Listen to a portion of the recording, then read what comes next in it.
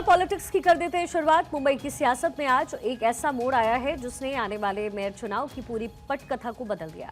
हर कोई कयास लगा रहा था कि इस बार मेयर का चुनाव रोटेशन पद्धति के तहत होगा और चर्चा ये भी थी कि इस बार मेयर की कुर्सी किसी आरक्षित वर्ग के खाते में जाएगी। लेकिन जैसे ही आखिरी क्षण में लॉटरी का पिटारा खुला, सारे समीकरण धरे के धरे रह गए। मुंबई मेयर का पद एक बार फिर से ओपन कैटेगरी के लिए निकाला गया और एक बार फिर से मुंबई मेयर पद पर महिला का राज होगा। इस एक फैसले ने बीएमसी की राजनीति में दो अलग अलग तस्वीरें पेश की। एक तरफ बीजेपी और शिंदे की शिवसेना है, जहां रणनीतियों की जीत और संख्या बल के उत्साह से चेहरे खिले हुए हैं। उनके लिए ओपन कैटेगरी का मतलब है विकल्पों की भरमार और गठबंधन के भीतर बेहतर तालमेल की गुंजाइश। दूसरी तरफ उद्धव कैंप है, जहां इस फैसले के बाद सन्नाटा और मायूसी है। विपक्षी खेमे ने आरक्षण की उम्मीद में जो गोटियां बिछाई थी वो अब नाकाम साबित हो रही हैं और इस तरीके से देखें तो मुंबई के पद पर जो आखिरी उम्मीद उद्धव गुट पाले थे वो भी पूरी तरीके से खत्म हो गया है।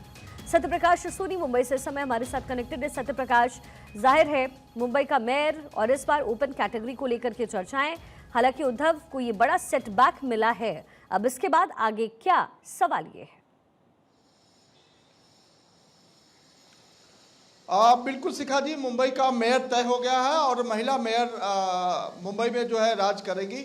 लेकिन मुंबई सहित महाराष्ट्र की 29 महानगर पालिकाओं के लिए 17 महिलाओं को जो है मेयर पद की को जो है लॉटरी दी गई है, जिसमें मुंबई के जो बड़े शहरों में गिना जाता है, पुणे, नासिक, नवी मुंबई और चिंचवड़, इन तमाम में जो है महिलाओं का राज होगा। ये कहा जा सकता है कि महाराष्ट्र की 29 महानगर पालिका में जो है करीब 17 सीटें जो है कहीं कहीं महिलाओं को दी गई है, यानी कि मुंबई सहित महाराष्ट्र के जो बड़े शहर हैं उन पर महिलाओं का राज होगा।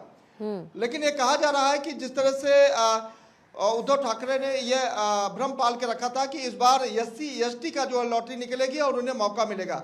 हालांकि भारतीय जनता पार्टी के खेमे में कोई भी ऐसा SC से जो है उम्मीदवार जीत कर नहीं आया था। ऐसे में यह माना जा रहा था कि अगर SC/ST का पत्ता खुलता है, लॉटरी में नाम आता है तो उद्धव ठाकरे को मौका मिल सकता है, लेकिन ऐसा नहीं हुआ क्योंकि रोटेशन के दरमियान OBC सामान्य को जो मौका मिला, जिसमें महिला का नाम आया। जैसे ही महिला और सामान्य का नाम आया, UBT की तरफ से इस पर जो है आरोप लगाया गया कि यह जानबूझकर किसी पार्टी समुदाय के लिए लॉटरी सिस्टम तय किया गया है, रोटेशन तय किया गया है, जिसको लेकर विरोध भी जताया गया। लेकिन अब सवाल ये उठता है कि जब लॉटरी सिस्टम चल रही थी, दरमियान तमाम शिंदे गुट और UBT के तमाम जो पदाधिकारी वहाँ मौजूद थे, खुद पूर्व मेयर जो किशोरी पेडनेकर मौजूद थी, उन्होंने भी यह सवाल खड़ा किया कि रोटेशन में आपने पहले कहा था कि OBC का हम जिक्र नहीं करेंगे, OBC को छोड़कर, क्योंकि पिछली बार 2017 से 21 तक जो है OBC रही है, ऐसे में इस बार OBC को मौका नहीं दिया जाएगा।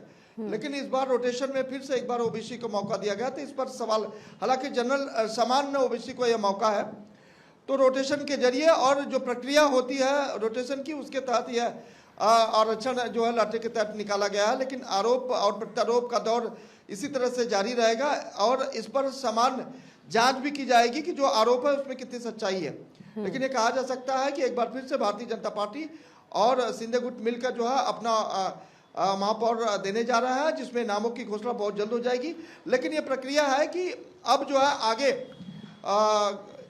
चुने हुए कॉर्पोरेटर यह तय करेंगे कि कौन मुंबई का महापौर होगा, लेकिन नामों की घोषणा महायुति के द्वारा दी जाएगी। लेकिन मुंबई के तमाम जिन बड़े शहरों में मुंबई, पुणे, नवी मुंबई, नागपुर, नासिक, ये जो नाम है उनमें सभी महिलाओं का राज होगा। महिला मेयर जो है बनेगी और अपना जो नेतृत्व करेगी। जी बिल्कुल। तो देखिए, इस समय टीमें तैयार हो रही है, लेकिन बड़ा झटका जो है वो उद्धव ठाकरे और पूरी पार्टी को है। लेकिन एक बार फिर से महिलाओं के खाते में मेयर का पद जाता हुआ नजर आएगा। सत्यप्रकाश, बहुत शुक्रिया इस पूरे विश्लेषण के